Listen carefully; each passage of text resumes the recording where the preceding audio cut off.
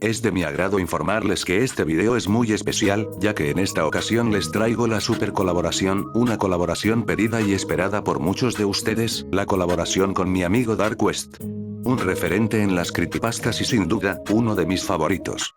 El video que verán a continuación es solo la primera parte, les recomiendo que después de terminar de ver esta parte de la creepypasta, vayan al canal de DarkQuest para ver la continuación de la misma. Les dejo el link de su canal abajo en la descripción. Si desean sobrevivir y proteger a sus seres queridos, deberán obedecer a la morsa sin cuestionar. Cada palabra que desobedezcan, cada intento de rebelión, será castigado de la forma más terrible que puedan imaginar. No se arriesguen a ser los siguientes en la lista de la morsa, porque el miedo que sentían cuando eran niños al mirar el baile de la morsa, aún persiste en lo profundo de su subconsciente. Todos los niños estaban emocionados por el inicio de una nueva semana escolar. El profesor Girafales llegó a la escuela con una expresión de seriedad inusual. Los alumnos curiosos se miraron entre ellos, y murmullos comenzaron a recorrer el salón. El profesor Girafales los miró y después les dijo: «Buenos días, jóvenes, es de mi agrado informarles que hoy tenemos una nueva compañera en la clase. Quiero que la reciban con el respeto que se merece, démosle la bienvenida a su nueva compañera, la morsa». La puerta del salón de clases se abrió, la morsa caminó lentamente hacia el frente del salón, y cada paso resonaba como un eco siniestro. Su presencia era tan intimidante que el aire en el aula parecía volverse pesado. Los niños se miraban entre ellos con expresiones de miedo, tratando de entender lo que veían, pero sin poder apartar la vista. La morsa se detuvo frente a la clase, su mirada fija en los alumnos, y su voz era un susurro escalofriante que parecía resonar en las paredes del aula. «He venido para enseñarles algo que nunca olvidarán. Mi presencia aquí no es para ser una simple compañera de clase. Es un recordatorio de que la obediencia es la única forma de evitar el castigo que acecha a quienes desafían mis órdenes». Todos, incluidos el profesor Girafales, estaban un poco intimidados, pero aún así siguieron con la clase, pensando que la morsa solo bromeaba. El tiempo pasó y ahora estaban en el recreo, sentados debajo de un árbol. Kiko les decía a los demás: «¿Notaron la mirada de esa chica? Realmente creo que tiene problemas». La Chilindrina dijo: «A mí lo que más me sorprendió fue su aspecto físico, está muy flaca, parece que tiene anemia o algo por el estilo». El Chavo entró a la plática y dijo: «Lo más raro de todo es que no salió al patio después de sonar el timbre, se quedó en el salón completamente sola, ya que el profesor Girafales fue a la dirección a arreglar unos asuntos». Los niños discutían nerviosamente, tratando de entender lo que habían visto y temiendo regresar al aula. Mientras tanto, la morsa permanecía sola en el aula, la puerta estaba cerrada, y el silencio en el salón era casi absoluto. Godínez tomó la valiente iniciativa de ir a observarla a través de la ventana para descubrir qué era lo que hacía sola en el salón. A pesar del miedo, Godínez decidió acercarse sigilosamente a la ventana del aula para espiar a la morsa. Su corazón latía con fuerza mientras se asomaba, ya que temía que la morsa se enojara en caso de que lo descubriera. Aún así miró a través de la ventana con fascinación y lo que vio dentro lo aterrorizó. La morsa estaba de pie frente al pizarrón, sosteniendo un gis con firmeza. No estaba escribiendo nada coherente, más bien trazaba círculos y garabatos caóticos que formaban un patrón enigmático y perturbador, algo así como un símbolo difícil de interpretar. Los movimientos de la morsa eran metódicos, casi ritualísticos. Cada vez que terminaba un dibujo, se detenía a observarlo con una intensidad inquietante, luego lo borraba lentamente con el dedo de la mano y posteriormente se lo llevaba a la boca para lamer la tiza del gis que le quedaba en el dedo. Como si borrar los dibujos de esa manera tan horripilante fuera parte de un oscuro ritual. Después de todo esto, Godínez logró escuchar que la morsa emitía sonidos frente al pizarrón, los cuales parecían ser palabras en un idioma incomprensible. La curiosidad de Godínez era aún más grande que el miedo que sentía, pero llegó un momento en el que no pudo mirar más. Mientras la morsa murmuraba oraciones en un idioma incomprensible, las sillas del salón, poco a poco comenzaron a levitar y fue entonces cuando Godínez saltó para atrás asustado, cayendo de espaldas al suelo y golpeándose fuerte en la cabeza. Sus amigos se acercaron a él para levantarlo. Después de tranquilizar a Godínez, todos los amigos se acercaron a la ventana para observar qué estaba pasando, pero curiosamente, la morsa ahora estaba sentada en su lugar sin hacer ningún movimiento, estaba estática mirando al frente. Ñoño le preguntó a Godínez: oye Godínez, dinos qué fue lo que viste. Godínez intentaba ajustar la mirada ya que por el golpe había quedado mareado y después de unos segundos se atrevió a hablar, pero algo raro le pasaba. Godínez se había quedado mudo. No podía emitir ninguna palabra, y cuando sus amigos se dieron cuenta de eso, lo llevaron de inmediato a la dirección para que lo atendieran lo más rápido posible.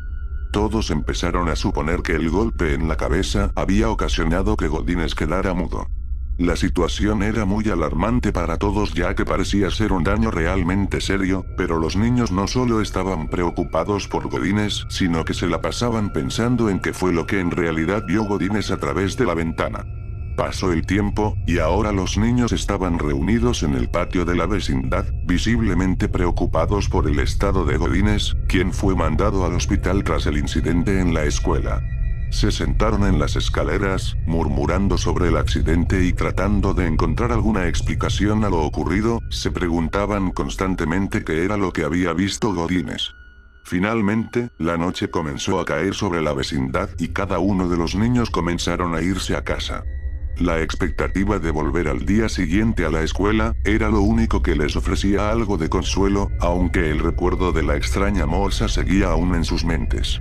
Con un último vistazo al patio, los niños se dirigieron a sus casas, intentando despejar sus mentes del miedo que la presencia de la morsa les había dejado. La vecindad, normalmente un lugar lleno de vida y risas, ahora parecía más silenciosa y desolada bajo la luz de la luna. Pasaron los minutos y parecía que todos estaban durmiendo. Mientras tanto Kiko estaba en su cama intentando dormir, pero el miedo y la inquietud no le permitían descansar. A cada momento ruidos inexplicables resonaban en la casa, crujidos en las paredes, susurros, y un sonido distante, como si alguien arrastrara una energía pesada. Definitivamente había una mala vibra en la vecindad. Kiko se giró en la cama cubriéndose con las mantas, pero el desconcierto solo aumentaba. Los ruidos parecían cada vez más cercanos, y en un momento, sintió que el aire en la habitación se volvía más frío. Decidido a descubrir el origen de los sonidos, se levantó de la cama con cuidado evitando hacer ruido. Después Kiko salió de su habitación y se dirigió hacia la ventana que daba al patio, miró hacia afuera y lo que vio lo dejó paralizado. La luna brillaba con una intensidad escalofriante, iluminando el patio de la vecindad de una manera bastante peculiar. En el centro del patio, sobre un símbolo extraño trazado con tiza blanca, estaba la morsa. Su figura se movía con una agilidad perturbadora, y la luz de la luna parecía intensificar la sombra que proyectaba. Estaba bailando de una manera hipnótica con un paraguas el cual rodaba en breves momentos. El símbolo en el suelo era una mezcla de líneas y formas geométricas parecidas a las que había hecho anteriormente en el pizarrón de la escuela, un diseño que parecía soltar una especie de energía oscura. La morsa se movía en torno a él, sus movimientos eran ceremoniosos y precisos, como si estuviera llevando a cabo un ritual. Kiko, oculto detrás de la cortina, sentía un terror inigualable, sus manos temblaban y su respiración se hacía cada vez más rápida. No podía creer lo que estaba viendo.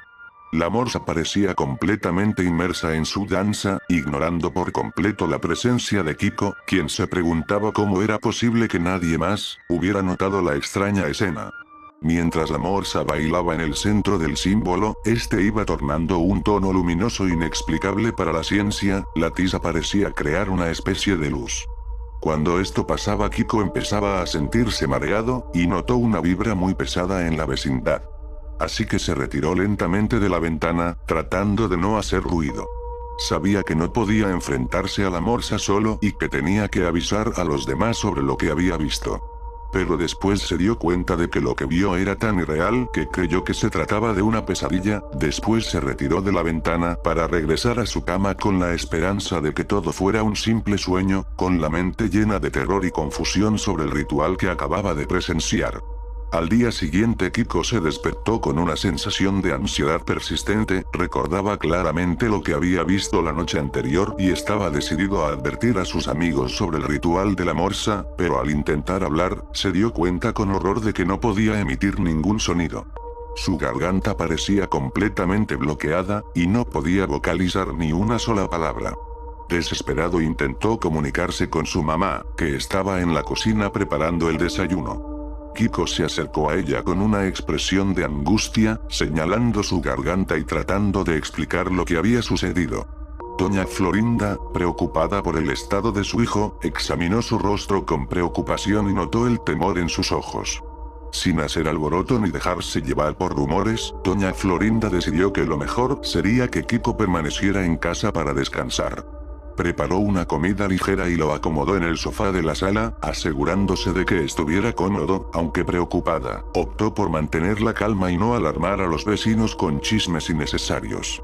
Mientras tanto, la vecindad continuaba su rutina habitual. Los niños, ajenos a la situación de Kiko, se dirigieron a la escuela con una mezcla de ansiedad y expectativa. La ausencia de Kiko y Godínez se notaba, y en la escuela, el ambiente estaba cargado de nerviosismo. La morsa aún no llegaba al salón, pero parecía que en cualquier momento estaría de vuelta.